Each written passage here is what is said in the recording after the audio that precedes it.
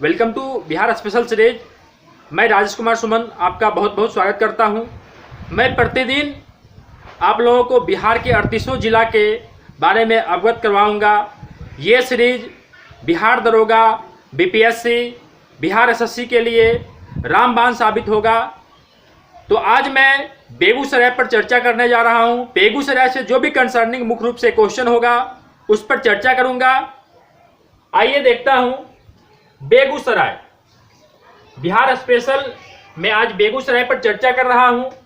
यहां पर पहला क्वेश्चन है, उत्तर बिहार की औद्योगिक राजधानी। उत्तर बिहार की औद्योगिक राजधानी बेगूसराय को कहा जाता है। जब 15 नवंबर 2000 का बिहार का बंटवारा हो गया तो तमाम उद्योग झारखंड में चला गया। तो उसके बाद जो बिहार बच गया है तो उस नॉर्थ बिहार, गंगा नदी जो है बिहार को दो भागों में डिवाइड करती है। गंगा नदी बीचों बीच बिहार से गुजरती है, उससे उत्तरी भाग को उत्तरी बिहार और दक्षिणी भाग को दक्षिणी बिहार कहा जाता है। अगर बिहार की बात किया जाए तो सबसे ज़्यादा उद्योग पटना में केंद्रित है, बट उत्तर बिहार की बात किया जाए तो उत्तर बिहार में सबसे ज़्यादा उद्योग धंधा बेगूसराय जिला में है। इसीलिए उत्तर बिहार का उद्योग राजधानी बेगूसराय कहा जाता है। अगर उत्तर बिहार की वाणिज्यिक राजधानी की बात किया जाए, वाणिज्यिक राजधानी, तो मुजफ्फरपुर होगा। तो यहाँ पर है उत्तर बिहार की औद्योगिक राजधानी तो बेगूसराय। यहाँ पे कई उद्योग कार्यरत है। बरौनी में फर्टिलाइजर है, आगे मैं चर्चा कर रहा हूँ। दूसरा है कांवड़ झील पक्षी अभयारण्य, ये बेगूसराय में है। कांवड़ झील पक्षी अभयारण्य बेगूसराय में है। ये प्रश्न कई बार पूछा भी गया है। ये कांवड़ झील का अध्ययन करने के लिए bird man of India Salim Ali ji का भी यहाँ पे आगमन हुआ था। और जब आगमन हुआ था तो इन्होंने कांवड़ झील को पक्षियों का स्वर्ग कहा था। कांवड़ झील को पक्षियों का स्वर्ग कहा था। ये कांवड़ झील जो है बेगूसराय जिला में स्थित है और बेगूसराय जिला के चरिया बरियारपुर और छौराही प्रखंड में स्थित है और बेगूसराय से 20 किलोमीटर की दूरी पर है। तो यहाँ पर कांवड़ झील में साइबेरिया तक की पक्षी आती थी।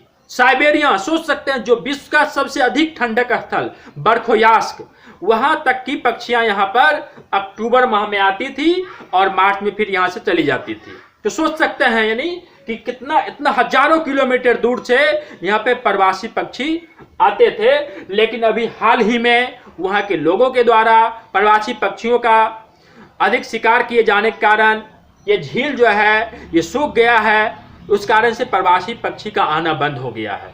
ये दूसरा महत्वपूर्ण बिंदु है। एशिया का सबसे बड़ा मीठे पानी की गोखुर झील कांवड़ झील है। एशिया की सबसे बड़ी मीठे पानी की गोखुर झील कांवड़ झील बेगूसराय है। यहाँ पे कई एक देशों से पक्षियाँ, साइबेरिया से, इसके अलावा अन्य देशों से पक्षी यहाँ पर आता था। तीसरा बिंदु है, बिहार में एकमात्र उर्वरक कारखाना कहाँ में है? बिहार में एकमात्र उर्वरक कारखाना बरौनी में है, जो अभी बंद अवस्था में है, लेकिन इसे पुनः चालू किए जाने के लिए प्रयास किया जा रहा है। अगला है बिंदु, बिहार का एकमात्र तेल शोधन कारखाना बरौनी में है। बिहार का एकमात्र तेल शोधन कारखाना बरौनी में है और इसमें कच्चे तेल की प्राप्ति, कच्चे माल की प्राप्ति असम से होती है। अगला है Barauni thermal. Barauni thermal power station Barauni में है। यहाँ पर एक राजेंद्र सेतु, देश के प्रथम राष्ट्रपति राजेंद्र बाबू के नाम पर राजेंद्र सेतु है, जो सिमरिया और हाथीदह को जोड़ने का काम करती है और गंगा नदी पर है। प्रश्न पूछा जा सकता है यहाँ पर कि बेगूसराय किस नदी किनारे है, तो गंगा नदी किनारे। बता दूं, बेगूसराय की चौहद्दी बेगूसराय के उत्तर में समस्तीपुर है, दक्षिण में गंगा नदी है, पूरब में खगड़िया है और पश्चिम में समस्तीपुर है। अगला है, काफी महत्वपूर्ण है, कई बार प्रश्न पूछा भी गया इनसे। राष्ट्र कवि रामधारी सिंह दिनकर का जन्मस्थल सिमरिया बेगूसराय है। कहीं कहीं पर बीहट भी लिखा जाता है। तो इन्होंने 4 महत्वपूर्ण कृति लिखा था, उर्वशी, रश्मिरथी, कुरुक्षेत्र और संस्कृति के 4 अध्याय। तो चारों पुस्तक आप लोग याद कर लेंगे। कई बार पूछा जाता है ये पुस्तक किसने लिखा, और ज्ञानपीठ अवार्ड पाने वाले पहले बिहारी व्यक्ति रामधारी सिंह दिनकर हैं।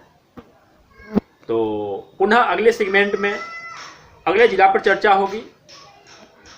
आज के लिए बस यहीं तक, धन्यवाद।